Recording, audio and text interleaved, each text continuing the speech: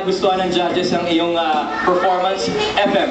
Joseph, gusto mo makatulong sa pamilya mo, sa magulang mo. Eh, mali sinalihan mo. Dapat sa laban o bawi ka sumali.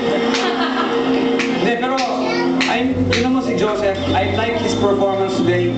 He was having fun. It translated to the crowd. The energy was good. We have a contender right here. Alright, contender.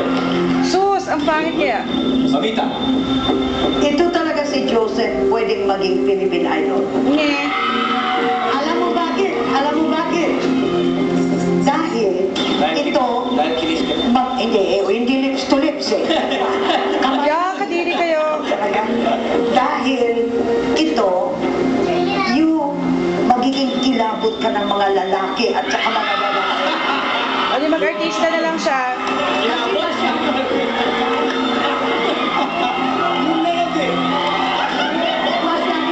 Gross. Teka, Mamita, sige. Tuloy niya. Kasi alam mo bakit?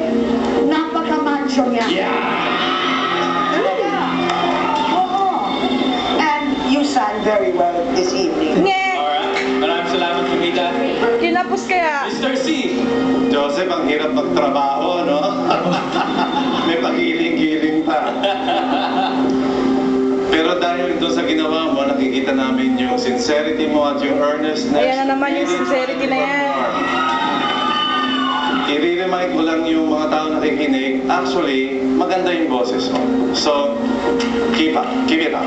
Alright, Mr. C, maraming salamat, judges. Joseph, meron kang gusto sabihin sa judges natin.